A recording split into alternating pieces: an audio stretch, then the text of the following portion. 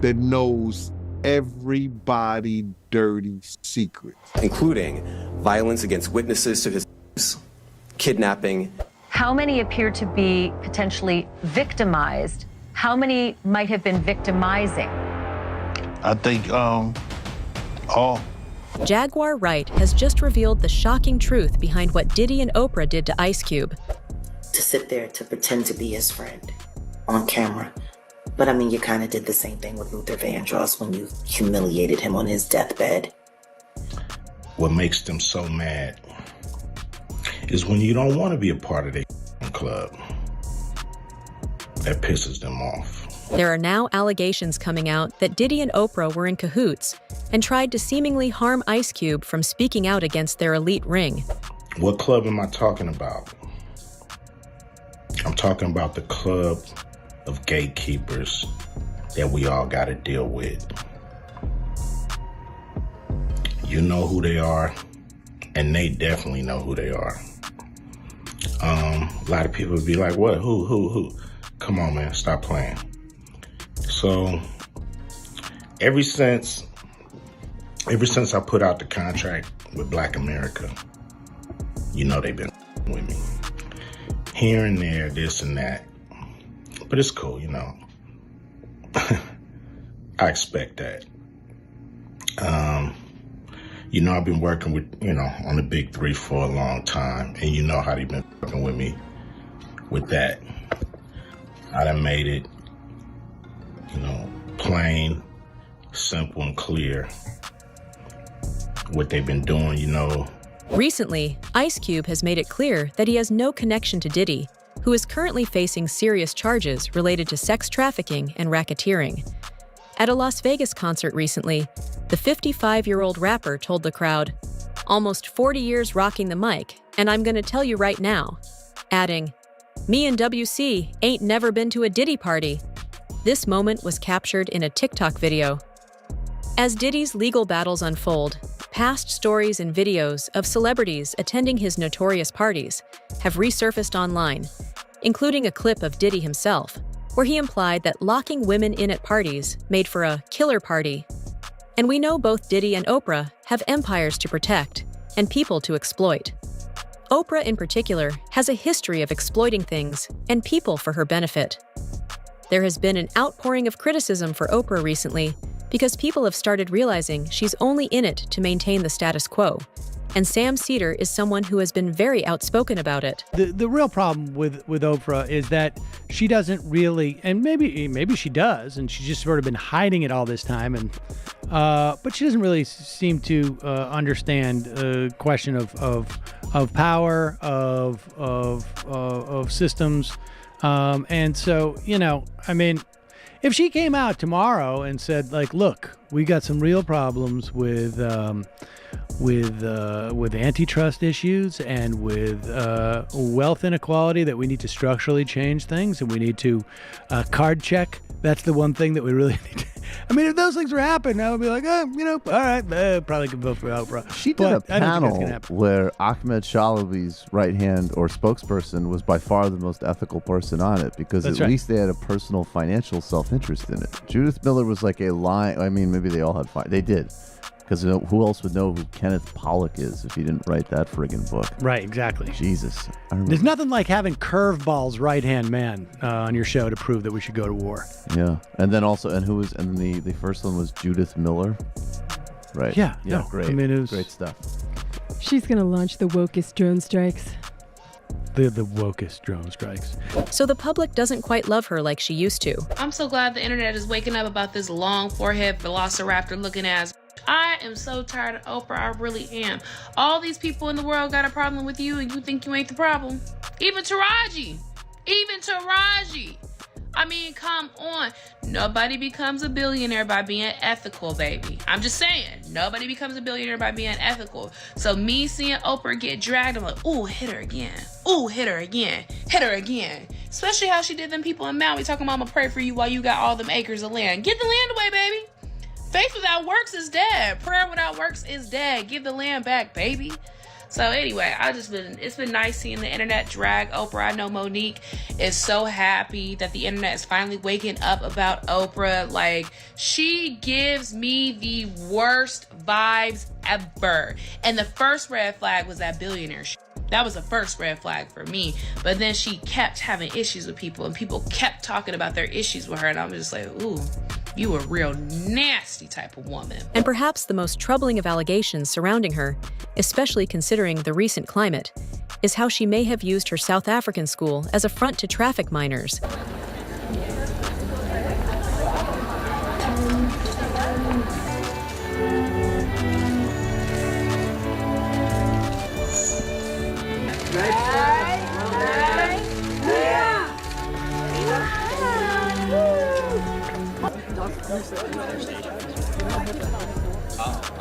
Control, and I wanted to be able to be in control so I could manage what was going to happen in their lives. And so often what happens when you release it, it comes back to you. So that's what's happened. Magnificent that in the very beginning I could just tell, okay. It's just everything comes together at a point where you understand that your life is bigger than you ever imagined. You know, I never had children. Never even thought I would have children. And now I have $152, expecting 75 more next year. And it gets even worse, folks. We arrested a former employee who was working at Oprah Winfrey Leadership Academy for Girls.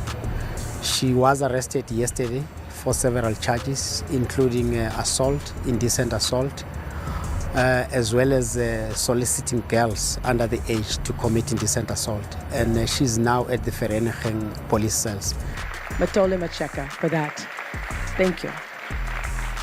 I think the school has been open because they handed us a report of what was happening there, and they asked us to investigate what was happening there. And on our investigation, we arrested a woman who is a former employee. I think they have been open to make sure that all the criminal acts that have been taken place in the school are being investigated. And when whispers started to emerge about what was really going on at her school, Oprah had this bafflingly fake response. Something strange is going on with Oprah Winfrey's South African School for Girls. Go look and see what happened to them girls. So Oprah opened the school all the way back in 2007.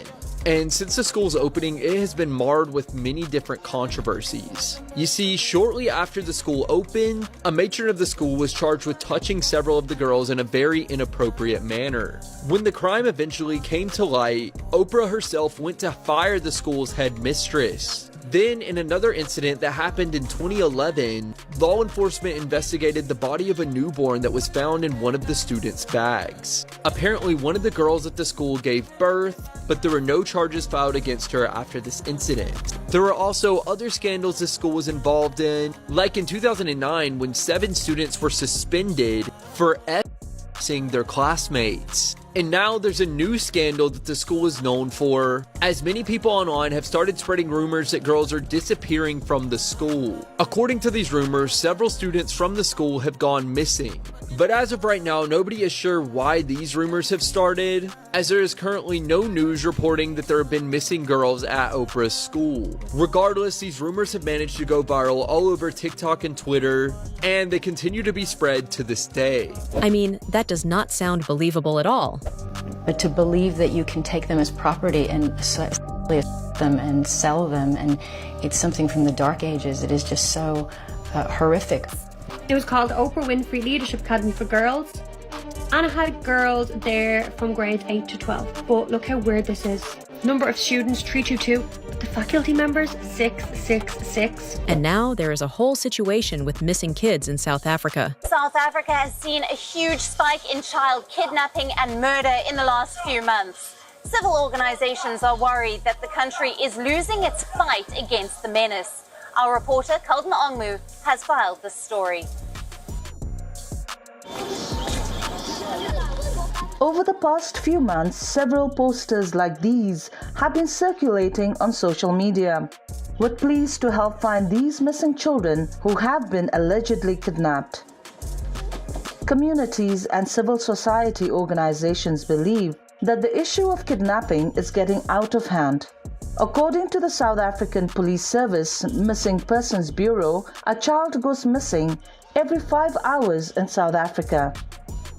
A non-profit group, Missing Children South Africa, says the country is losing the fight against the rising number of child kidnappings.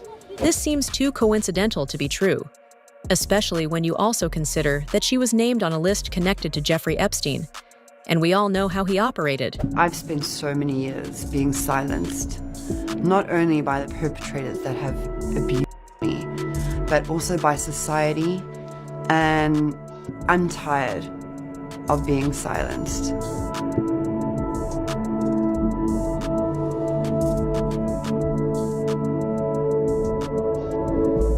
I would like to make it very clear, Ghislaine is as guilty, if not worse, than Jeffrey.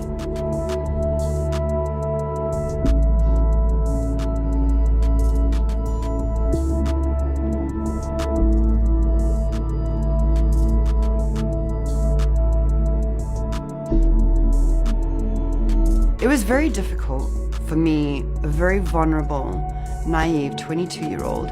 All of a sudden, I'm thrown into the sex trafficking ring, and once you're in, you can't escape.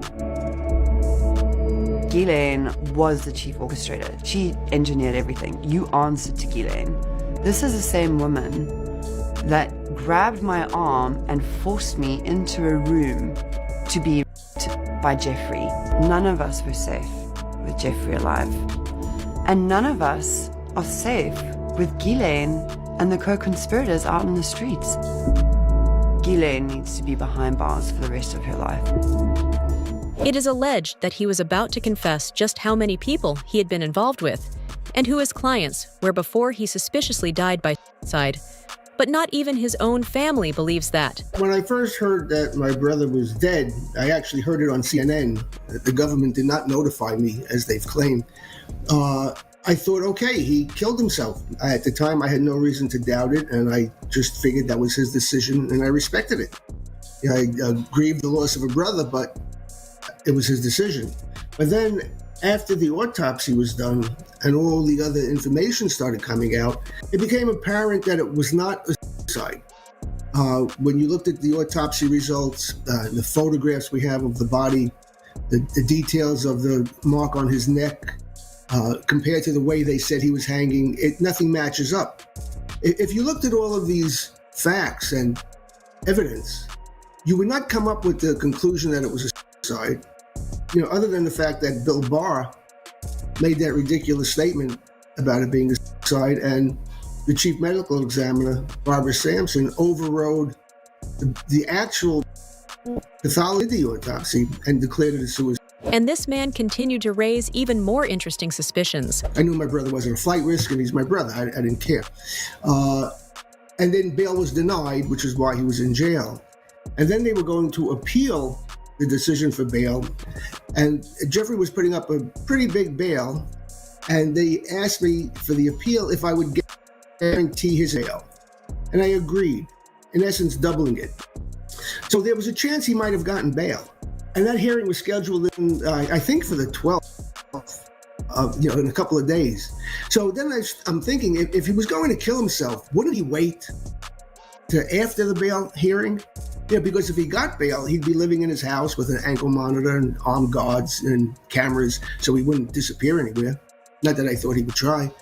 And then if bail was denied again, then it would be a more compelling argument for him to kill himself if he wanted to. A few days before the bail hearing makes no sense at all. But it truly is what he says next that really shocks you. Someone really wanted to kill Jeffrey Epstein, right? They had to assume he was about to talk and give information about some, high-profile people. Otherwise, what would be the incentive to kill him? Did you ever get an understanding from your brother that he was going to talk about anything, that he was going to be a government witness? I mean, because I'm trying to understand what the motivation would be for him to be murdered in prison. Well, I believe you're right. Again, that's which I tend not to do. Yes, Jeffrey did have... I didn't speak to Jeffrey while he was in prison. Okay. The last time I spoke to Jeffrey was the night before he flew home when he got arrested. He called me from France, and we just had a normal conversation. And the next day he came home and he was arrested. And that's the last time I spoke to him. I did not see him in prison. And you know who else has been sued for trafficking and abusing children? Diddy. Initially, he was just under investigation for his connection to Jimmy Henchman, but now he's had literal lawsuits filed because people are now coming out claiming they were abused as minors. In an exclusive interview with Banfield on News Nation, Courtney Burgess claimed to have received 11 flash drives containing at least 8 sex tapes involving Diddy and 8 celebrities. Burgess testified before the Diddy grand jury in the Southern District of New York and shared that among the 8 celebrities, 2 to 3 were minors. Out of those 8 videos, 8 celebrities, 6 men and 2 women, how many of those 8 celebrities were close to being underage or potentially underage? 2 males. 2 males. And of those 8 celebrities, how many of them were intoxicated or under the influence of drugs? This is going to be all speculation. I just want to preface it by he wouldn't know if they were. Right. Sure. Appeared to Let be. me rephrase it. Based on, yes. Understand. Out of the 8 celebrities who were recorded having intimate relations with Sean Combs, how many of them appeared to be either inebriated or intoxicated or under the influence of drugs? All of them. All of them. Out of those 8, how many appear to be potentially victimized? How many might have been victimizing? I think all, to be honest, all. Were victims They or victims. were perpetrating? Victims. They were all 8 were victimized, Yeah, meaning victim. this was happening to them and they were inebriated. Right. Not knowing, I guess, how much proof it was in it, what they was doing. And of those 8, how many seemed to be potentially minors? 2 to 3, possibly 3. Burgess was asked whether the people in the videos knew they were being recorded, and he confirmed that cameras were hidden in private areas, including places where people would assume they had privacy, like bathrooms. Courtney Burgess revealed during his interview with Banfield on News Nation that in addition to the sex tapes involving Diddy and several celebrities, the flash drives he received also contained what appeared to be a manuscript. He used the embarrassing and sensitive recordings he made of the freak-offs as collateral against the victims. And the indictment alleges that he maintained control over the victims in several ways, including by giving them drugs, by giving and threatening to take away financial support or housing, by promising them career opportunities, by monitoring their whereabouts, and even by dictating their physical appearance. Because of all of this, the indictment alleges that the victims did not believe they could refuse Combs without risking their security or facing more abuse. The indictment also alleges other acts of violence undertaken by Combs and others, including violence against witnesses to his abuse, kidnapping, and arson. The indictment alleges that on more than one occasion, Combs carried or brandished firearms to intimidate and threaten victims and witnesses. Burgess said the manuscript seemed to have been based on private journals belonging to Kim Porter, Diddy's ex-girlfriend, though it's unclear who wrote it. And we know there's a lot to unpack with the Kim Porter situation. Why things are happening that nobody spoke on? Why is that a person can say that they left at 8 in the morning and Kim was alive, and 11, she's dead? Some foul play, bro.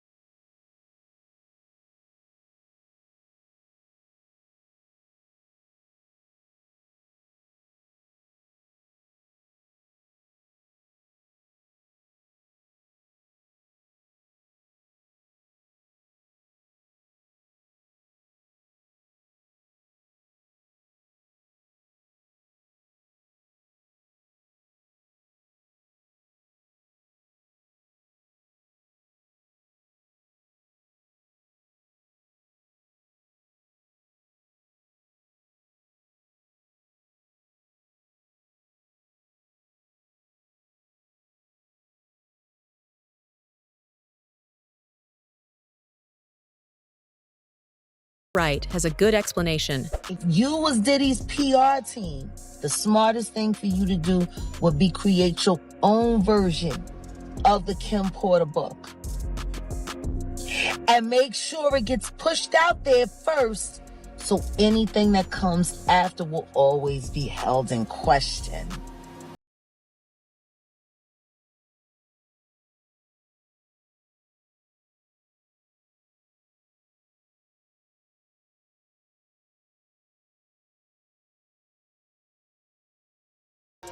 Y'all better believe everything that Al B. Shore says. It's about to get disgusting. See, this is the thing. Kim's official book was never sent out to anybody in complete form. His attorney added that Burgess didn't make any changes to the document, but it was unclear whether Burgess had received the manuscript from a man or a woman. When pressed on whether the manuscript was genuinely based on Kim Porter's diaries, Burgess affirmed that it seemed authentic. He mentioned that he had spoken with Porter just 6 hours before her death, which strengthened his belief that the document was connected to her personal experiences. Diddy could do whatever, Puff could do whatever he wanted to do, Brother Love could do whoever he wanted to be. If Kim ever tried to get with somebody, Puff would interfere.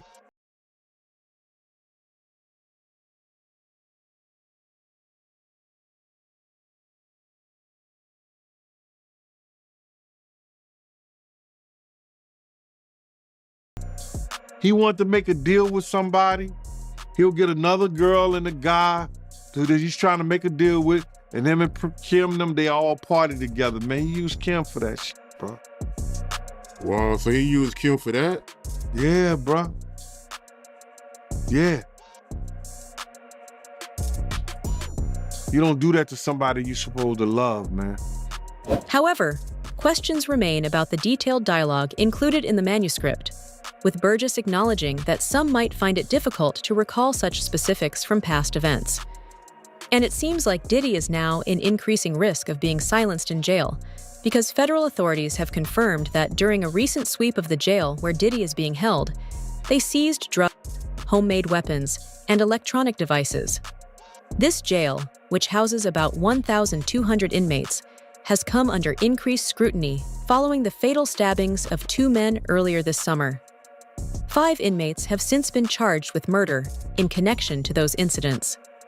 Additionally, 4 other detainees, along with a guard, face assault charges related to separate violent incidents.